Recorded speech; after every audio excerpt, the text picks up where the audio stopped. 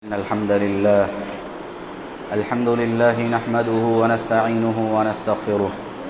ونعوذ بالله من شرور أنفسنا ومن سيئات أعمالنا من يهده الله فلا مضل له ومن يضلل فلا هادي له وأشهد أن لا إله إلا الله وحده لا شريك له وأشهد أن محمدا عبده ورسوله فأعوذ بالله السميع العليم من الشيطان الرجيم بسم الله الرحمن الرحيم يا أيها الذين آمنوا اتقوا الله حق تقاته ولا تموتن إلا وأنتم مسلمون يا أيها الناس اتقوا ربكم الذي خلقكم من نفس واحدة وخلق منها زوجها وبث منهما رجالا كثيرا ونساء واتقوا الله الذي تساءلون به والأرحام إن الله كان عليكم رقيبا يا أيها الذين آمنوا اتقوا الله وقولوا قولا سديدا يصلح لكم أعمالكم ويغفر لكم ذنوبكم ومن يطع الله ورسوله فقد فاز فوزا عظيما أما بعد فإن خير الحديث كتاب الله وخير الهدي هدي محمد صلى الله عليه وسلم وشر الأمور محدثاتها وكل محدثة بدعة وكل بدعة ضلالة وكل ضلالة في النار فأعوذ بالله من الشيطان الرجيم بسم الله الرحمن الرحيم قاف والقرآن المجيد بل عجبوا أن جاءهم منذر منهم فقال الكافرون هذا شيء عجيب أئذا متنا وكنا ترابا ذلك رجع بعيد قد علمنا ما تنقص الأرض منهم وعندنا كتاب حفيظ وقال تبارك وتعالى في موضع آخر إنهم فتية آمنوا بربهم وزدناهم هدى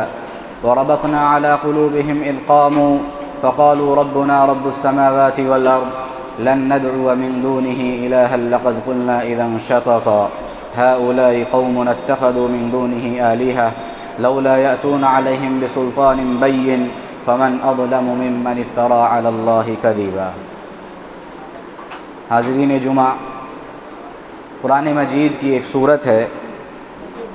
جسے ہم سورۃ الکہف کہتے ہیں. 15ویں پارے کی یہ سورت اپنے اندر بہت سارے اسباق رکھتی ہے، بہت سارے دروس رکھتی ہے اور بہت سارے پیغامات رکھتی ہے. یہ وہ صورت ہے جس کے اندر اللہ رب العالمین نے بہت ساری نصیحتیں رکھی ہیں اور خاص طور پر 4 واقعات اللہ رب العالمین نے بیان کیے ہیں. ان 4 واقعات میں بڑے ہی اہم پیغامات انسان کو دیے ہیں. اسی کی روشنی میں آج کے جمعہ میں ہم آپ کے سامنے گفتگو کریں گے. سب سے پہلے تو سورۃ الکہف، اس کی فضیلت کیا ہے یہ ہم دیکھ لیتے ہیں. حدیث میں پیارے نبی صلی اللہ علیہ وسلم نے فرمایا کہ سورۃ الکہف ایک ایسی سورت ہے کہ جو شخص اس کی ابتدائی 10 آیات کو اور آخری کی 10 آیات کو یاد کرتا ہے اور پھر اسے پڑھتا رہتا ہے، پیارے نبی صلی اللہ علیہ وسلم نے فرمایا کہ یہ سورت اپنے پڑھنے والے کو دجال کے فتنے سے محفوظ رکھے گی. یہ بہت بڑی ایک نعمت ہے اللہ رب العالمین کی. ایک اور حدیث میں ایک اور فضیلت بیان کی گئی. پیارے نبی صلی اللہ علیہ وسلم نے فرمایا من قرأ سورۃ الکہف یوم الجمعہ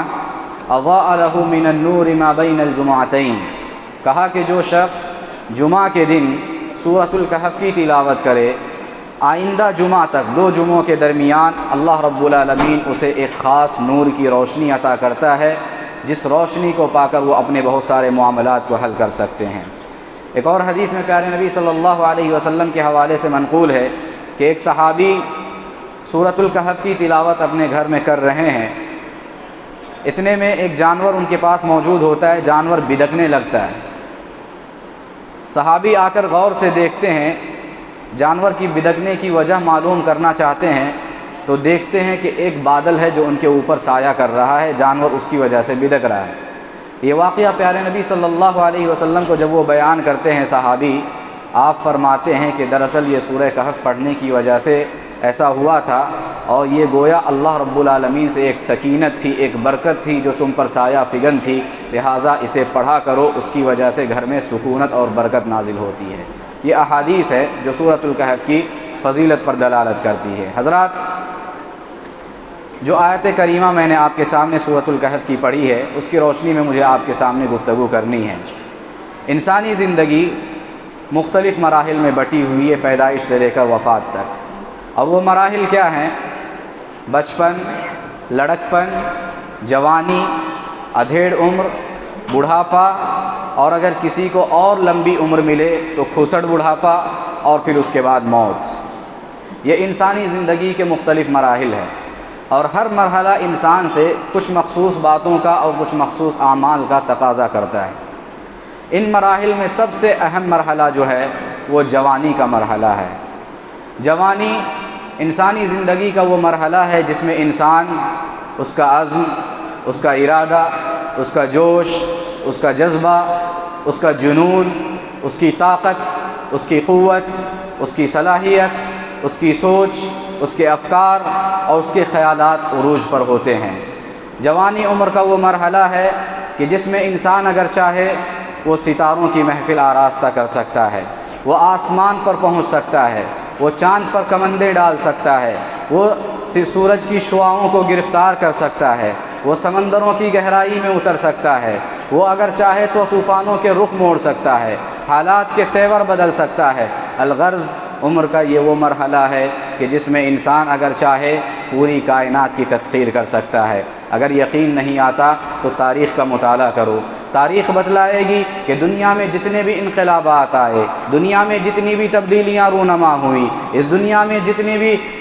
بھی تحریکیں وجود میں آئیں، ان تمام تحریکوں، تمام تبدیلیوں اور تمام انقلابات کے پیچھے نوجوانوں کا ہاتھ رہا ہے۔ اللہ اکبر! اسلامی تاریخ کا مطالعہ کیجئے، یہ خالد بن ولید ہیں، یہ خالد بن ولید ہیں جنہیں پیارے نبی صلی اللہ علیہ وسلم نے سیف اللہ کا لقب دیا ہے۔ یہ وہ نوجوان ہیں جنہیں آپ صلی اللہ علیہ وسلم نے اللہ کی تلوار کہا ہے، اور یہ وہ نوجوان ہیں کہ تاریخ نے آج تک ان جیسا سپہ سالار اور فوجی کمانڈر نہیں دیکھا، چشم فلک نے اس جیسا فوجی سپہ سالار نہیں دیکھا ہے۔ یہ وہ نوجوان ہیں کہ اپنی زندگی میں انہوں نے اپنے دشمن سے ایک جنگ نہیں ہاری، بلکہ ہر جنگ میں اپنے دشمن کو ہر محاذ پر شکست دیتے رہے اور انہیں مات دیتے رہے۔ یہ وہ نوجوان ہیں، یہ سعد بن ابی وقاص ہیں، یہ ابو عبیدہ ابن الجراح ہیں، یہ اسامہ بن زید ہیں، یہ موسیٰ بن نصیر ہیں، یہ طارق بن زیاد ہیں، اور یہ محمد بن قاسم ہیں۔ اپنے وقت کے یہ وہ نوجوان ہیں کہ جس جنگ میں جاتے ہیں صفوں کی صفیں الٹ کر رکھ دیتے ہیں،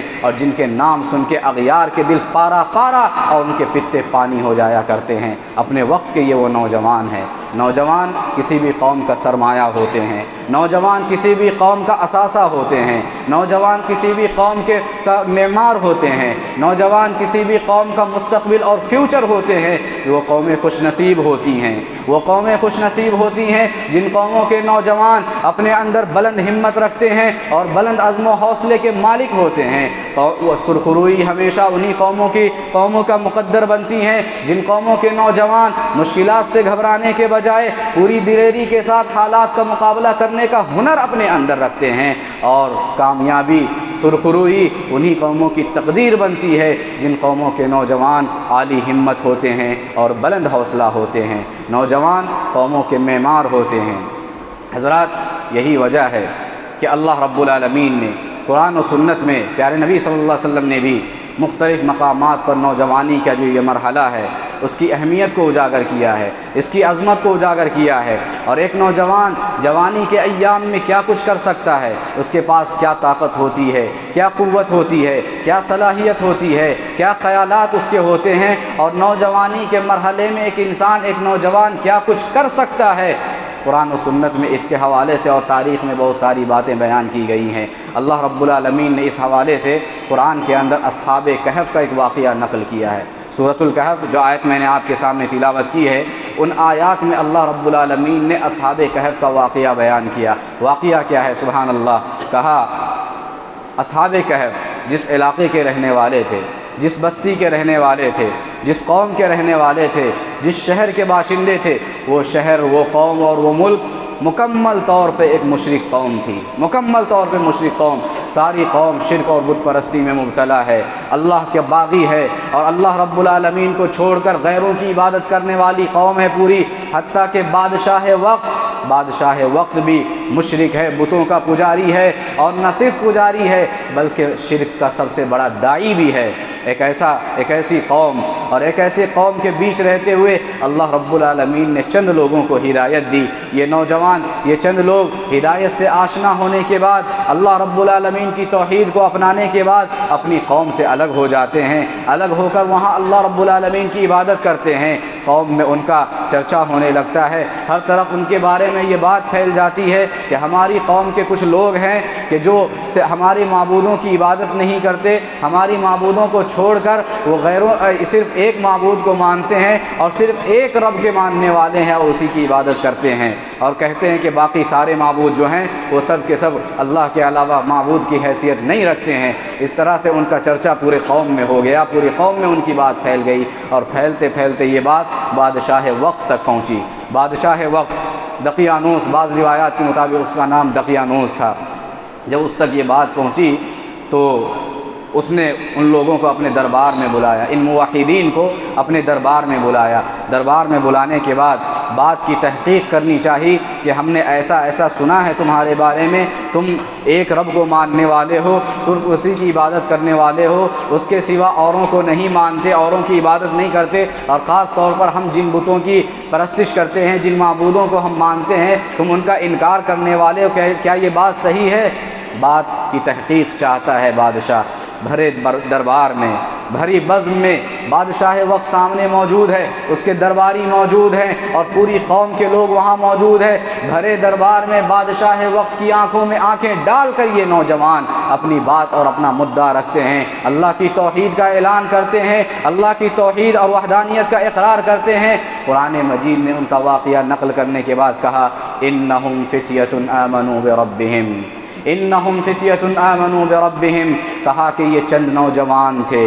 کہا یہ چند نوجوان تھے جنہوں نے اپنی قوم میں سے اللہ رب العالمین پر ایمان لایا تھا، اپنے رب پر ایمان لایا تھا۔ وزدناہم ہدی، اور ہم نے ان کی ہدایت میں مزید اضافہ کر دیا۔ وربطنا علی قلوبہم اذ قاموا فقالوا ربنا رب السماوات والارض، اور ہم نے اس وقت ان کے دلوں کو مزید مضبوط کر دیا، مزید انہیں استقامت عطا کر دی جب وہ اپنی قوم کے سامنے بادشاہ کے دربار میں کھڑے ہوئے اور انہوں نے کھڑے ہو کر کہا ربنا رب السماوات والارض، کہ ہمارا رب تو وہی ہے جو آسمانوں اور زمین کا رب ہے، ہمارا رب تو وہی ہے، ہمارا معبود تو وہی ہے جو آسمانوں اور زمین کا معبود ہے اور رب ہے۔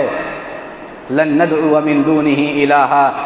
ہمارے لیے زیب نہیں ہے، ممکن نہیں ہے کہ ہم اس کے سوا کسی اور کو اپنا معبود سمجھے اور معبود سمجھ کر کسی کو پکاریں۔ لقد قلنا اذا شططا، اگر ہم نے ایسی بات کہی تو یقیناً بہت ہی غلط بات ہم نے کہی ہے۔ ہؤلاء قوم اتخذوا من دونہ آلہہ، یہ ہماری قوم ہے جو اس ایک معبود کو چھوڑ کر غیروں کو اس نے اپنا معبود بنا رکھا ہے۔ لولا یأتون علیہم بسلطان بین، اگر یہ سارے معبود ہیں تو ان کے معبود ہونے کی یہ واضح دلیل کیوں نہیں ہمارے پاس لاتے؟ فمن اظلم ممن افترى علی اللہ کذبا، جو شخص اللہ رب العالمین پہ جھوٹ باندھتا ہے، جھوٹی باتیں گڑھتا ہے کہ اللہ کے سوا اور بھی معبود ہے، یقیناً اس سے بڑا ظالم کوئی نہیں ہے۔ یہ بات کون کہہ رہا ہے؟ وقت کے نوجوان، وہ چند نوجوان جو اپنی قوم میں ایمان لائے ہیں جبکہ ساری قوم مشرک ہے، بادشاہ وقت مشرک ہے، اور بادشاہ وقت نہ صرف مشرک ہے بلکہ شرک کی دعوت بھی دیتا ہے، اور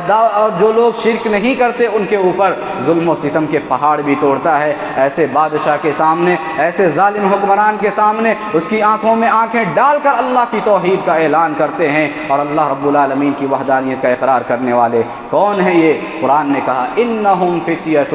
یہ چند نوجوان تھے اپنے قوم کے۔ تو نوجوانوں کے اندر وہ حوصلہ ہوتا ہے، وہ طاقت ہوتی ہے، وہ قوت ہوتی ہے، وہ صلاحیت ہوتی ہے کہ وہ حالات سے ٹکرا سکتے ہیں، حالات کا مقابلہ کر سکتے ہیں، طوفانوں کا رخ موڑ سکتے ہیں، حالات کے تیور کو بدل سکتے ہیں، اور بادشاہ وقت کی آنکھوں میں آنکھیں ڈال کر کے باطل کا مقابلہ کر سکتے ہیں۔ یہ طاقت، یہ قوت اور یہ اسپرٹ نوجوانوں کے اندر پائی جاتی ہے حضرات۔ لیکن آج کیا صورتحال ہے؟ ہمارے نوجوانوں کی کیا صورتحال ہے؟ آج میں عام طور پہ کہا کرتا ہوں کہ آج کا جو دور ہے یہ فتنوں بھرا دور ہے، فتنوں بھرا دور ہے، قدم قدم پر فتنے ہیں، اور یہ فتنے طرح طرح کے فتنے، الگ الگ قسم کے فتنے ہیں۔ بدقسمتی کی اور افسوس کی بات تو یہ ہے کہ جتنے فتنے رونما ہوئے ہیں اور ہو رہے ہیں، ان تمام فتنوں کے سب سے پہلے شکار جو ہیں وہ ہمارے نوجوان ہیں، نوجوان نسل اور نوجوانوں کا طبقہ سب سے پہلا شکار تمام فتنوں کا ہے۔ آج نوجوانوں کی صورتحال ہم دیکھیں، ہر اعتبار سے، وہ دینی اعتبار سے ہو، دنیاوی اعتبار سے ہو، اخلاقی اعتبار سے ہو، سماجی اعتبار سے ہو، ہر اعتبار سے ہم آج نوجوانوں کی صورتحال دیکھیں۔ آج دین کے معاملے میں دیکھیے، جتنے بھی طبقے بستے ہیں ان تمام طبقوں میں سب سے زیادہ دین بیزاری اور دین سے دوری اگر ہے تو وہ نوجوان طبقے کے اندر ہے۔ حالانکہ یہ بات بھی حقیقت ہے کہ آج پہلے کے مقابلے میں نوجوانوں کی اکثریت، بہت سارے نوجوان دین سے جڑے ہیں، دین سے قریب ہیں، اللہ اس کے رسول سے قریب ہے، نمازوں سے قریب ہے اور مسجدوں سے ان کا رشتہ اور تعلق قائم ہے۔ آج کے دور میں ایسے بہت سارے نوجوان ہیں، لیکن اس کے باوجود حقیقت یہ ہے کہ بہت سارے نوجوان آج بھی دین سے دور ہیں، دین بیزاری کے شکار ہیں اور دین سے دور ہو رہے ہیں۔ آج نوجوانوں کی صورتحال ہے، اور خاص طور پہ میں آپ کو بتاؤں، وہ نوجوان جو اسکول اور کالجز میں تعلیم حاصل کرتے ہیں، وہ بھی ان اسکول اور کالجز میں جو عیسائی مشنریوں کے تحت چلتے ہیں، جو عیسائی مشنریوں کی نگرانی میں چلنے والے ہیں، عیسائیوں کے انڈر میں چلنے والے ہیں، ایسے اسکول اور کالجز میں پڑھنے والے نوجوان اور اسٹوڈنٹس آج ان کی دینی صورتحال کیا ہے ان کا جائزہ لے کر دیکھیے۔ اللہ اکبر، افسوس ہوتا ہے اور خون کے آنسو رونے کو دل کرتا ہے ہر اس شخص کو جو حساس انسان ہے اور ایک حساس دل رکھنے والا ہے اپنے سینے کے اندر۔ سلو پوائزن اسکولوں کے اندر، کالجوں کے اندر جو ہمارے چھوٹے چھوٹے بچے ہوتے ہیں ان کے اندر بھی، اور جو کالج میں بڑے اسٹوڈنٹس ہوتے ہیں، بڑے نوجوان طلبہ ہوتے ہیں، ان کے اندر بھی ان اسکولوں میں، کالجوں میں سلو پوائزن چھوڑا جاتا ہے۔ دین کے بارے میں، قرآن کے بارے میں، نبی کے بارے میں، اللہ کے بارے میں اور اسی طریقے سے شریعت کے مسائل کے بارے میں سلو پوائزن چھوڑا جاتا ہے۔ شکوک و شبہات ان کے ذہنوں میں ڈالے جاتے ہیں، انہیں دین سے متنفر کیا جاتا ہے، ان کے عقیدے کو خراب کیا جاتا ہے۔ یہ ساری چیزیں آج اسکول اور کالجز میں ہو رہی ہیں، جس کے نتیجے میں آج ہمارا نوجوان طبقہ اور نوجوان نسل بری طریقے سے دین بیزاری کا شکار ہے اور دین سے دور ہوتا جا رہا ہے۔ یہ حقیقت ہے، بہت ساری رپورٹس ہمارے پاس موجود ہے، بیان کر سکتا ہوں میں، لیکن وقت نہیں ہے تفصیل میں جانے کا۔ حضرات، آج یہ صورتحال ہمارے نوجوانوں کی ہے۔ اسی طریقے سے اگر ہم دیکھیں اخلاقی اعتبار سے، کیا اخلاقی صورتحال ہے، ہم دیکھیں تو آج نوجوانوں کے اندر اخلاقی اعتبار سے جس قدر گراوٹ نوجوانوں میں پائی جا رہی ہے، معاشرے کے کسی اور طبقے میں اتنی اخلاقی گراوٹ نہیں آئی ہے۔ کردار سے عاری، اخلاق سے عاری اور کیریکٹر لیس سب سے زیادہ اگر کوئی طبقہ ہے تو وہ نوجوانوں کا طبقہ ہے، اور اس کے بہت سارے وجوہات ہیں۔ اس میں سے ایک وجہ یہ بھی ہے کہ جو بچے، جو اسٹوڈنٹس کالجز میں پڑھتے ہیں، ہمارے یہاں کیا نظام تعلیم کا مخلوط نظام تعلیم ہے، کو ایجوکیشن جسے ہم کہتے ہیں، لڑکا لڑکی ساتھ میں مل کر پڑھتے ہیں، اور پھر وہاں پر مخلوط ہونے کی وجہ سے، ملنے کی وجہ سے، کو ایجوکیشن کی وجہ سے بہت ساری اخلاقی برائیاں اور بیماریاں لوگوں کے اندر پیدا ہوتی ہیں، ان بچے اور بچیوں کے اندر پیدا ہوتی ہیں۔ ایک دوسرے سے مل رہے ہیں، ایک دوسرے سے معاشقے ہو رہے ہیں، ایک دوسرے سے قریب ہو رہے ہیں، حالانکہ شریعت کی کیا تعلیم ہے؟ شریعت کہتی ہے کہ نظر کی حفاظت ہونی چاہیے، نظر انسان کی نیچی ہونی چاہیے، خلوت میں ایک اجنبی مرد ایک اجنبی عورت سے مل نہیں سکتا، بات چیت نہیں کر سکتا ہے، شریعت کی یہ ساری تعلیمات ہیں، لیکن کو ایجوکیشن کی وجہ سے، مخلوط نظام تعلیم کی وجہ سے یہ ساری اخلاقی بیماریاں آج نوجوانوں کے اندر پائی جا رہی ہیں۔ اور اس کے علاوہ بھی بہت سارے نوجوان جو اسکول اور کالجز میں نہیں پڑھتے ہیں، ان کے اندر بھی بہت ساری اخلاقی خرابیاں ہیں۔ آج ہمارے نوجوان کن لوگوں کو اپنا رول ماڈل مانتے ہیں، کن لوگوں کو اپنا اسوہ اور آئیڈیل مانتے ہیں، کیسے لوگوں کو اپنی زندگی میں اپنے لیے نمونہ سمجھتے ہیں؟ ایسے لوگ جو خود کردار سے عاری ہوں، جو خود اخلاق سے عاری ہوں، جن کے پاس اخلاق کی دولت نہیں، کردار کی دولت نہیں، جو کیریکٹر سے خالی ہوں، ایسے لوگوں کو آج ہمارے نوجوان اپنا اسوہ اور آئیڈیل مانتے ہیں۔ یہ فلمی اداکار، اسی طریقے سے کرکٹ اور فٹ بال کے کھلاڑی ایسے لوگوں کو اپنا آئیڈیل اور نمونہ بناتے ہیں۔ اللہ اکبر، آج دیکھیں نوجوانوں کی صورتحال، آج ان کی چال چلن دیکھو، ان کا اٹھنا بیٹھنا دیکھو، آج ان کا رہن سہن دیکھو، ان کا لباس و پوشاک دیکھو، یہ کہاں جا رہے ہیں، کس سے مل رہے ہیں، ان کا دوستانہ کیا ہے، ان کی صحبت کیا ہے، یہ ساری چیزیں آپ دیکھیے، ان کا ہیئر اسٹائل دیکھیے، آج ہر وہ چیز جو غیروں نے اپنائی ہوئی ہے اور فیشن کے نام پہ ایسے لوگوں کی طرف سے آئی ہوئی ہیں جو کردار سے عاری ہے، ایسی تمام چیزوں کو آج سب سے پہلے ہمارا نوجوان طبقہ فالو کرنے کی کوشش کرتا ہے اور اپنی زندگی میں سب سے پہلے ایسی چیزوں کو لاتا ہے۔ یہ آج اخلاقی صورتحال ہے ہمارے نوجوانوں کی۔ اسی طریقے سے حضرات، نوجوانوں کے اندر جو آج عام طور پہ ایک برائی پائی جاتی ہے وہ ہے ضیاء وقت کی برائی، ضیاء وقت کی بیماری، وقت کو ضائع کرنا، وقت کو برباد کرنا۔ آج ساری امت بالعموم اور امت کے نوجوان بالخصوص جس بے دردی کے ساتھ اپنی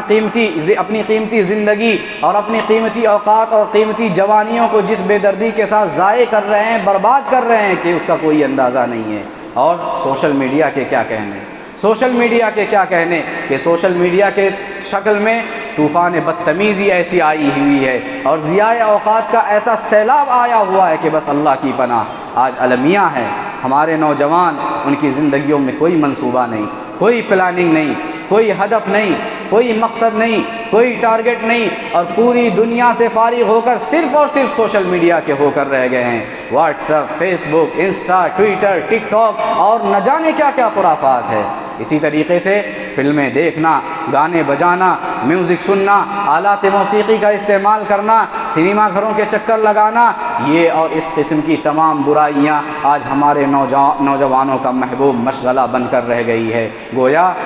صبح ہوتی ہے، شام ہوتی ہے، صبح ہوتی ہے، شام ہوتی ہے، عمر یوں ہی تمام ہوتی ہے۔ یہ صورتحال ہے آج ہماری اور ہمارے نوجوان نسل کی۔ حالانکہ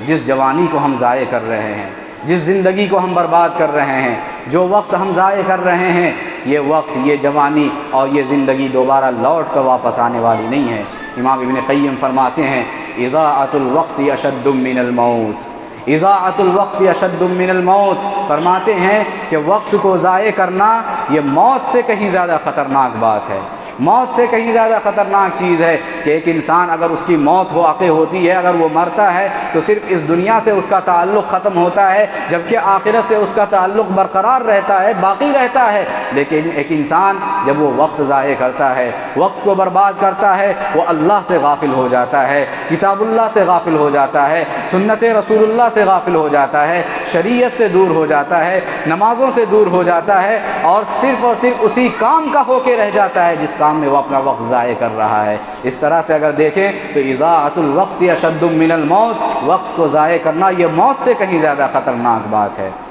حضرات، نوجوان کسی بھی قوم کا معمار ہوتے ہیں، نوجوان کسی بھی قوم کا سرمایہ ہوتے ہیں، اور ہر قوم کو اپنے نوجوانوں سے یہ امید ہوتی ہے کہ میری قوم کے نوجوان ہماری قوم کو اونچائی کی طرف لے جائیں گے، ترقی کی طرف لے جائیں گے، اسے اونچا اٹھائیں گے۔ ہر قوم کے لوگوں کی یہ خواہش ہوتی ہے اور ان کی یہ آرزو اور تمنا ہوتی ہے، لیکن آج ہمارے نوجوانوں کی یہ صورتحال ہے۔ جبکہ ہم دیکھیں تو جوانی یہ جو ہمیں ملی ہے، یہ جوانی اللہ رب العالمین کی بہت بڑی نعمت ہے،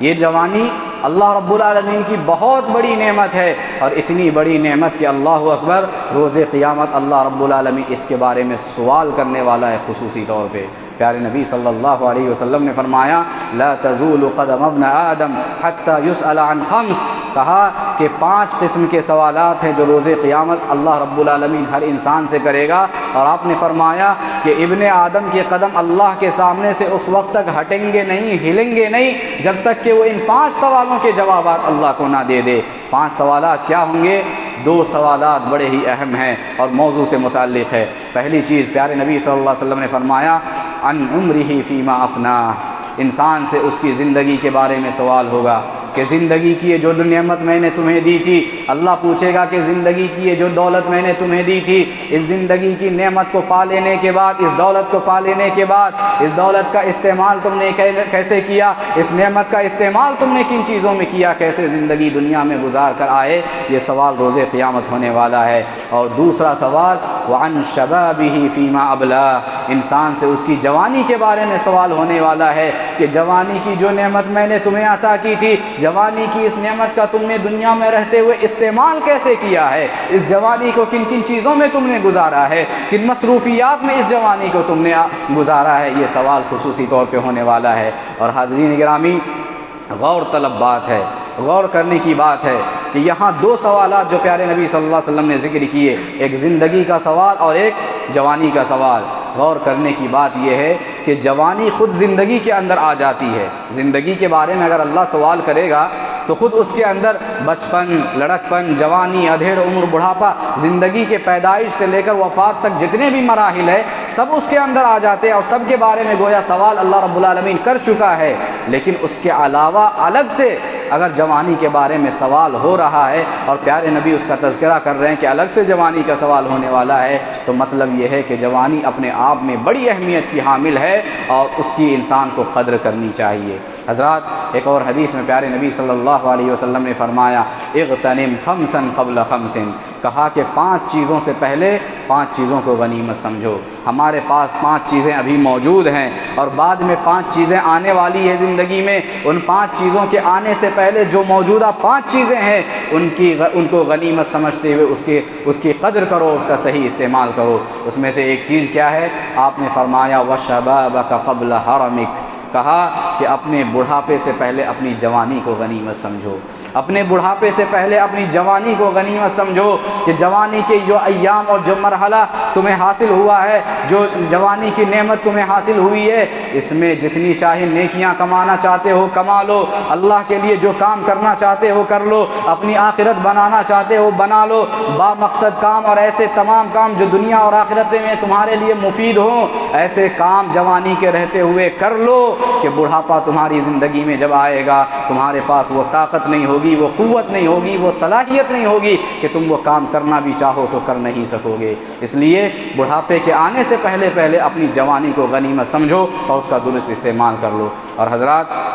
یہی وجہ ہے کہ جوانی جب اس قدر اہم ہے تو اس کی عبادت بھی بڑی اہمیت کی حامل ہے شریعت کے اندر۔ ایک نوجوان کے سجدے کی جو قیمت ہے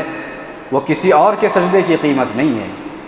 ایک نوجوان کے رکوع کی جو قیمت ہے وہ کسی اور کے رکوع کی قیمت نہیں ہے، ایک نوجوان کے قیام کی جو قیمت ہے وہ کسی اور کے قیام کی قیمت نہیں ہے، ایک نوجوان کے صدقات و خیرات کی جو قیمت ہے وہ کسی اور کے صدقات و خیرات کی قیمت نہیں ہے۔ یعنی کہ جوانی کی جو عبادت ہے بڑی ہی اہم عبادت ہے اور اللہ رب العالمین کے نزدیک بڑی ہی محبوب اور پسندیدہ عبادت ہے۔ تبھی تو پیارے نبی صلی اللہ علیہ وسلم نے روز قیامت کے حوالے سے نوجوانوں کو یہ خوشخبری سنائی۔ آپ نے فرمایا سبعۃ یظلھم اللہ فی ظلہ یوم لا ظل الا ظلہ، کہا کہ روز قیامت اللہ رب العالمین 7 قسم کے خوش نصیبوں کو اپنا وہ خصوصی سایہ عطا کرے گا جس دن اللہ کے اس سائے کے سوا کوئی اور سایہ نہیں ہوگا۔ ہر طرف نفسی نفسی کا عالم، سورج انسانی سروں پہ منڈلا رہا ہوگا، انسان حیران و پریشان ادھر بھاگ رہا ہوگا ادھر بھاگ رہا ہوگا، ایک عجیب خوف کا عالم، ایک عجیب بے چینی کا عالم اور اضطراب کا عالم ہوگا، انسان حیران و پریشان ہوگا۔